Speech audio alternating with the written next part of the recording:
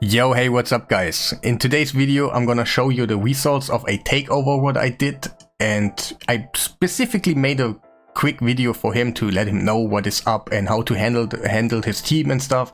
But I saw many secrets and kind of tricks that you might wanna know, that you can improve maybe your team, go higher stages, or even like just get the team running by itself. So I made a really budget one with last fusions and stuff and for the Wixwell team.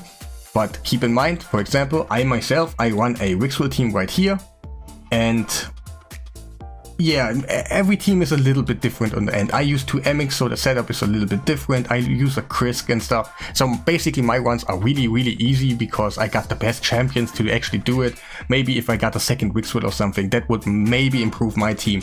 But I'm pretty set. But yeah, not everybody has it, so I went for a team for him that has basically old fusions and achievable champions like a Demiffa, for example, instead of a Krisk.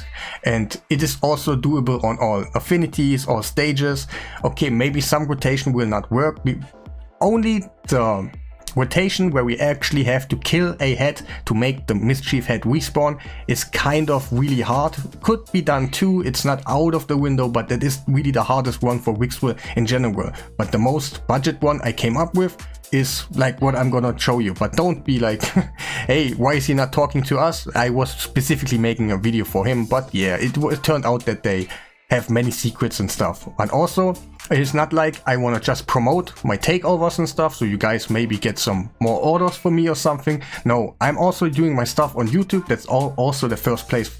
Always, I'm trying to be a teacher, make your life a little bit more easy. And I have, yeah, like I want to go on that you might want to put a like on the video and stuff to support me a little bit, because I'm doing all that for free. I want you guys to do it yourself on the end. You have your fun, we all can enjoy Raid a little bit more. The only thing what I need from you guys is maybe to put a like on the video, subscribe, and maybe let me know what you think on the end. Is General Wixwell a little bit too cheesy or something? If you want to just talk about something, of course, just let me know. I will read your comments. I cannot answer everything, but on the end, like I get them. Like I will totally read them. And yeah, that's the only thing I want from you guys. And I think we should jump into the video. And yeah, no sets, all those stats, all those presets will be completely on the end. On some videos I kind of forgot them because it's kind of a little bit much, but I didn't forget them all the way on the end. There will be just the presets and everything, don't you worry. So let's jump into the video. Yo, hey, what's up my dude? I'm gonna just make you a video because we cannot go in a call right now. You're kind of busy, I get that, and I wanted to share the screen with you and just simply tell you what's up, but I'm making a video about it. So that's the team I came up with, and I know you have a Krisk. I could basically use it, but you kind of don't want it, so I respect that. I try to make him not work in there because like he is working in there, of course, obviously, but I try to avoid him. And Tatura and Demiffa both have like, they can increase your team, your success rate by a ton on the end when the red head is out there. The red head is not out there right now, so it's kind of basically really easy, the rotation right now. Like we don't get too much damage income and stuff, so basically I could try to make like a full auto thing for you on this rotation, but I'm gonna show you like I would act like the red head is out there and gonna get all the rotation done and stuff, all the little tiny tricks and all that, so you kind of know what's up when the red head is out there, when the blue head is out there, because we're not facing them at the moment, and it's really the easiest rotation right now. So what I would do, basically, you don't have to, okay, Demiffa is basically in your clan boss team, so I didn't change her around, it's working right now, but to let you know, she would be way better in a shield set on the end, and the speed is not so important on the end. You be around the other champions, like let's say 250 or something, that's okay. And also your Tatura could actually get a shield set also. So on the end we have 3 champions in a shield set, Yannica, Tatura and Demiffa in that case. And I kind of couldn't make it work right now. The shield set wasn't there, so you kind of know, your account. So alright, is there anything else? So before we go, yeah, let's say I'm kind of acting like the red head and the blue head is out there, giving all the information and stuff, so you can do it on yourself later on. So what are we gonna try to do? Like, I have to talk about the champions a little bit so you know what to do. Like, at the moment, Demifa, for example, she can in the whole fight, when your shield is not grown endlessly already, do her block damage skill one time, and that's what I recommend. That's actually what you want to do. But at the moment we have easy rotation. I will do it on the beginning. But for example, if the redhead is out there and he hits you a ton and stuff, you wanna do that skill on a timing where it fits really good the damage incomes to block some damage. And what I really would recommend is that you kind of attack the redhead in a certain spot, that you prepare the redhead to have, like, let's say 13 counter on the redhead on the end. Then you use it. And the next champion, in our case it's actually not Yannica, but let's say it would be Yannica. She does a double hit and you hit the redhead, and then it's 15 and you basically block all the damage. And that's kind of the best scenario for yourself, like the best setup, but you kind of have to, yeah, you have to count and let's see how often you attack the redhead when the skill is opening. But you get a feeling for it pretty easy. You do it 1 or 2 times and then you get a feeling how to do it, and that's okay. Just the thing that you kind of want to keep up her block damage when the redhead is out there for another situation. And also she's kind of the best champion to make all your champions can reach 10 buffs all the time, because she does the continuous heal and that basically stacks up endlessly till you reach 10, of course, and then yeah.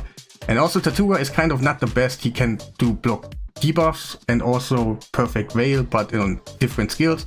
So if the blue head is out there, you kind of have to roll the RNG on the beginning, because he might gonna get you true fear, or you might get provoked or something. So you kind of have to decide what's more important for you, and yeah. So let's talk about Emic. Like, he is really important that you use his A1 as many times on the beginning as you can, because we will increase the shield of Nia a ton. Like, he's doing a ton of work. It makes it way easier. And Nia will do ally protection for you. She's basically doing the Krisk thing, that she does ally protection, but she's in the most danger to get her shield like taken from her because too much damage and stuff. You know what I mean. So we use a couple of times A1. On the beginning we're just focusing on kind of Wixwell, that we can reset his skill that we need all the time. So in the beginning, the first time Nia's gonna do something, it's just gonna be an A1, that's okay. And then, of course, you try to avoid attacking the redhead, or attacking the redhead in a certain situation that you count the counters on him, like the number, and then you set it up for the blocking damage on your Demifa and stuff. That is kind of the best outcome to handle him. And we will use Intercept on, what's his name? Emic. How did I forget Emic's name? But yeah, then you use it on Emic, and also you increase the stuff. From here on, basically Demifa does just her A2 all the time and A1. She is basically doing the auto stuff right here. Now we're gonna place perfect veils. Like I said, blue head out there, maybe it's a little bit more janky in the beginning, because some champions cannot avoid to attack the blue head, so they might get true fear and you have to do it a couple times, but it is how it is. We cannot avoid it. And again, we use A1 on Emic, because we're gonna get the shield of Nia bigger. She's gonna do ally protection now.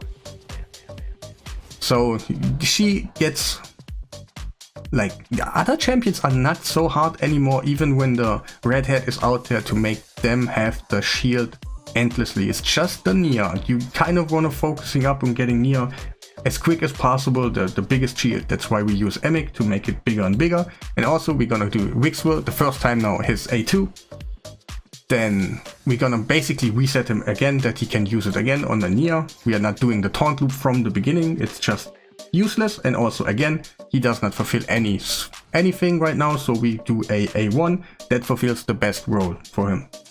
And right now, like I said, we're gonna do the Wixwell reset, and basically doing the shield increase again.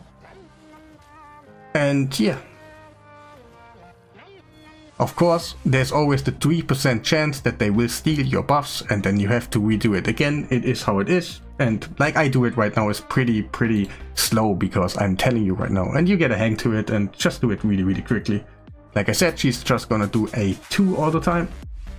He's gonna do also the A2 immediately. And now is the time where we actually use the reset on our Emics. So if Wixwell gets now a Merciless proc or a Reflex proc, then he will, on the skill of course, then he can do it immediately again. That's basically what we want when the red hat is out there. That's really kind of super important. And of course, no buff stolen, that is really nice. She's just gonna do that one. You can do it once in a fight, like later on when your shield is grown, and maybe get your Tattooer up to 10 buffs or something. That is possible, like no doubt, but on the beginning just one time. We didn't get the proc right here, but we do not face the red hat, so it's kind of okay. I live with it, but maybe you want that to be happening when you are about to face the red hat. And again, gonna use A1. She can not reset him because he will have it right now. I kind of know that. But basically, you do it a couple more times. Like you keep track of the green buff. Where is it actually? Who does have it? Wait, let me go here.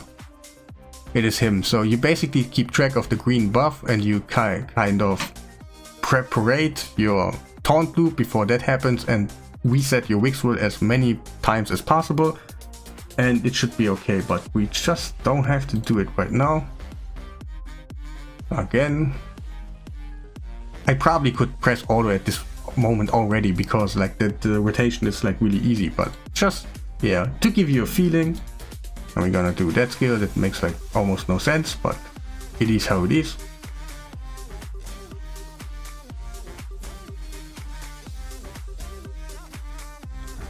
And basically let's do the taunt loop from here on now. He's gonna do that one, awesome, and he's gonna do that one, pressing auto.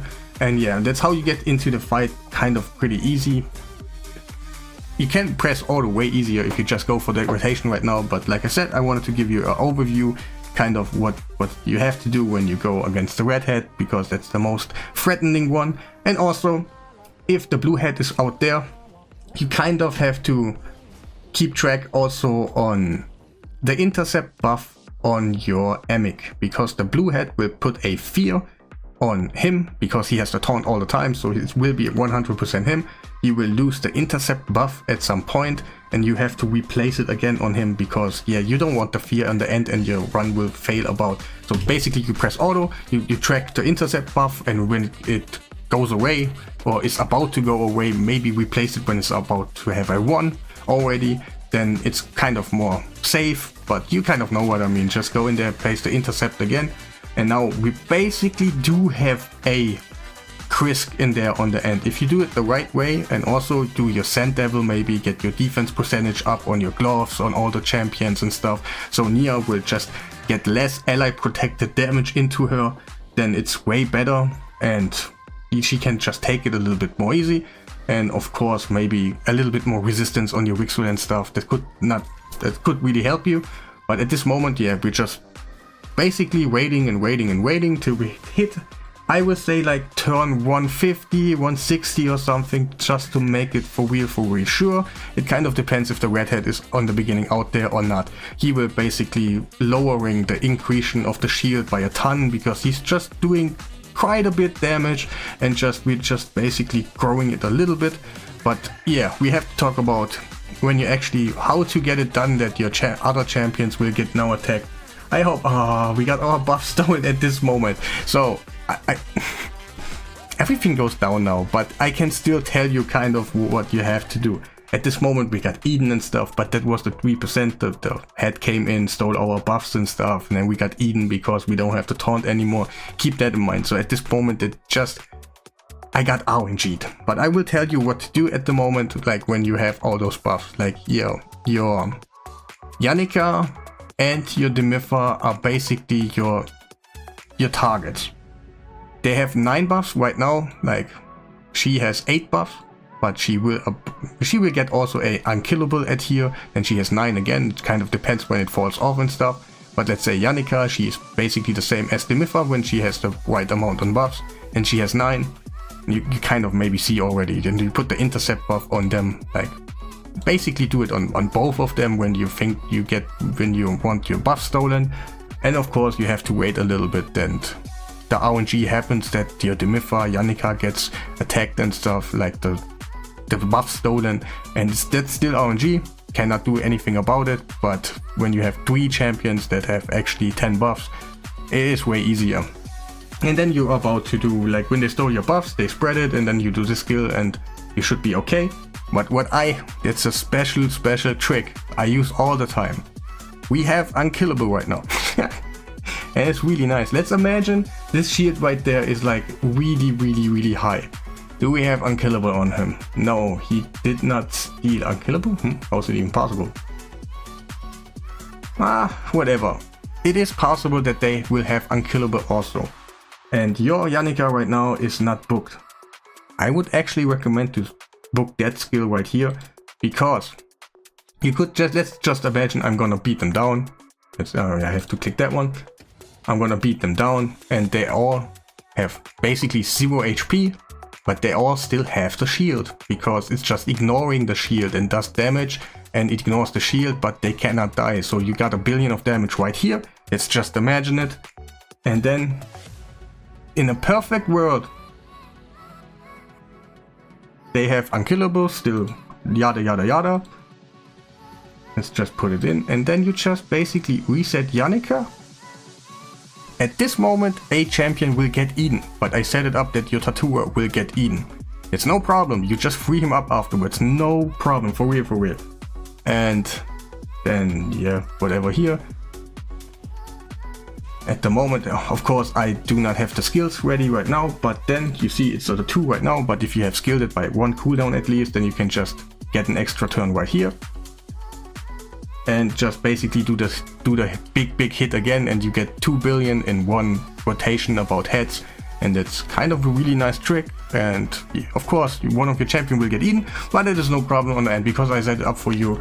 And I hope everything was kind of clear, it's okay for you, and I hope you're happy with the takeover and you will enjoy it. Of course you have to get a little bit into it. Of course, when it really doesn't work for you, you have to use your Krisk in here for the Demifa spot, and it should be okay. Really put the Krisk in the Nia spot, like the second spot right there, but just put Nia in the other. Like basically you're changing Demifa with Krisk, but you put him in the second spot on your team order because that is super important on him. And yeah, I hope everything was clear and stuff, and you have a great day, man.